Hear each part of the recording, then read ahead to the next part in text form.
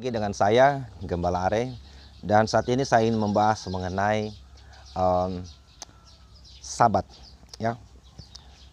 Jadi saya ingin menjawab teman-teman dari Advent yang meminta jawaban saya mengenai Advent, mengenai Sabat, ya.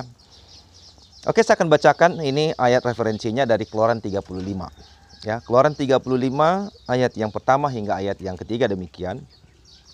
Peringatan untuk menguduskan hari Sabat. Lalu Musa menyuruh berkumpul segenap jemaat Israel dan berkata kepada mereka, inilah firman yang diperintahkan Tuhan untuk dilakukan. 6 hari lamanya boleh dilakukan pekerjaan, tetapi pada hari yang ketujuh haruslah ada perhentian kudus bagimu, yakni Sabat, hari perhentian penuh bagi Tuhan. Setiap orang yang melakukan pekerjaan pada hari itu haruslah dihukum mati. Janganlah kamu memasang api dan dimanapun dalam tempat kediamanmu pada hari Sabat.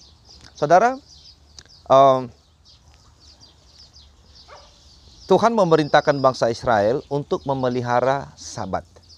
Hari ketujuh itu sebagai hari perhentian penuh atau disebut itu Sabat. Sekalipun saudara, ada beberapa hari raya besar di mana bangsa Israel juga harus mensabatkan hari itu.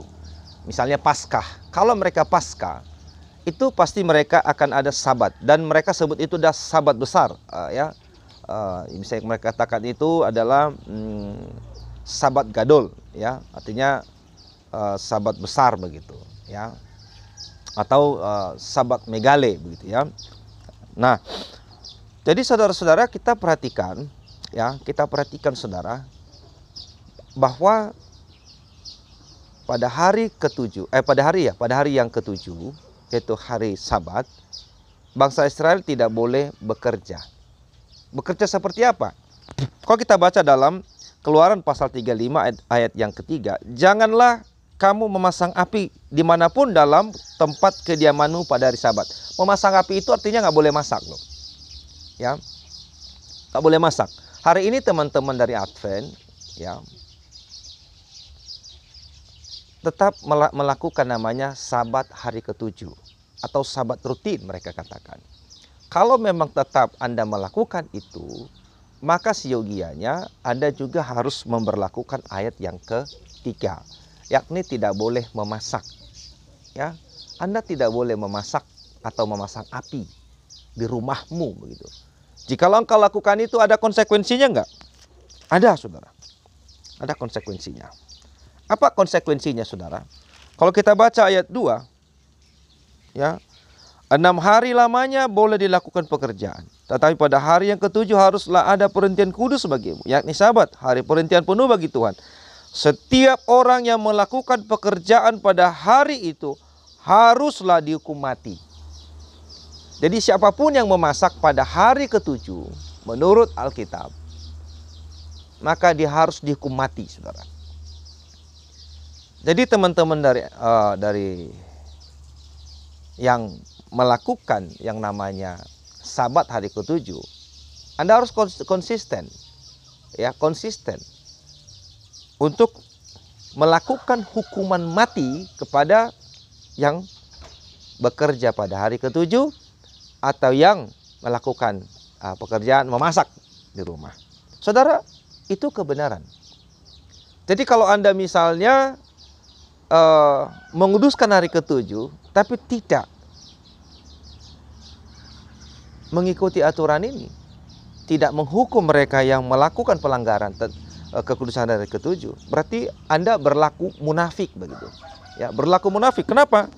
Di sini ada aturan jelas begitu. Kecuali misalnya aturannya tidak jelas, ya, saudara, ya. Lalu ada jawaban begini, kita hidup di zaman kasih karunia begitu. Loh, maksudnya hidup di zaman kasih karunia itu maksudnya apa? Bisa setengah melakukan kebenaran, setengah lagi enggak gitu. Maksudnya gimana begitu? Ya, perlu ada kejelasan. Jadi ini penting, ya. Jadi penting. Jadi sekali lagi saya mau kasih tahu kepada Anda, sebetulnya apa latar belakang munculnya Sabat.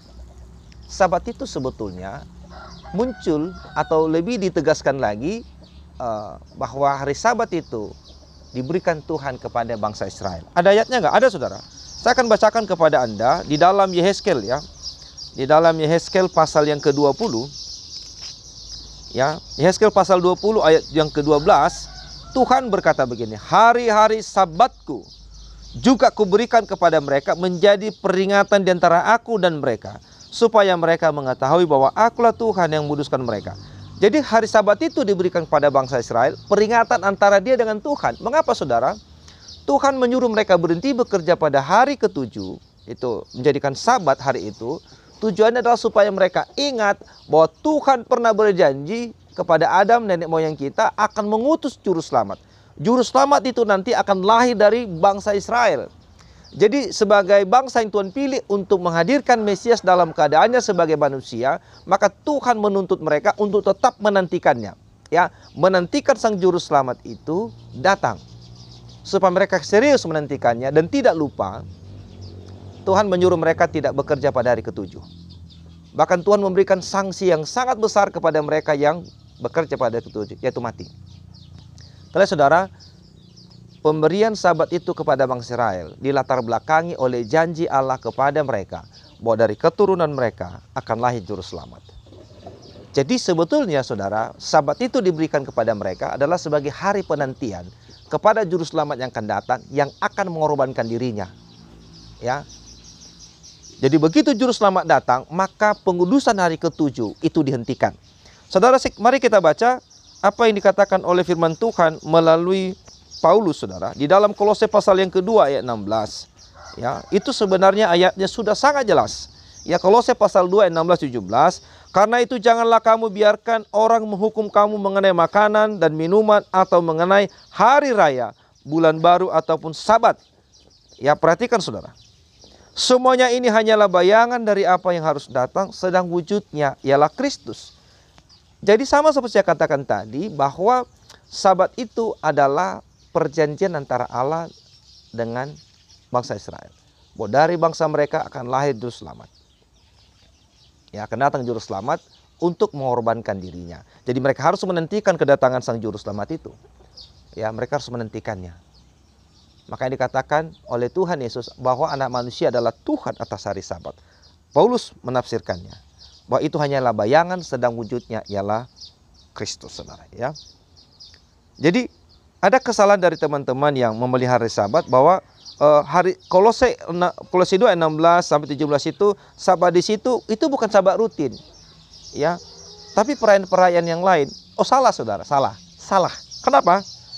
Dikatakan di sini hari raya. Pentakosta itu hari raya, Paskah itu hari raya. Pada Paskah mereka tidak boleh bekerja. Ya, tidak boleh bekerja. Pada raya Pondok Daun mereka tidak boleh bekerja. Ya, berhenti dari bekerja, saudara. Nah, jadi kalau begitu bagaimana?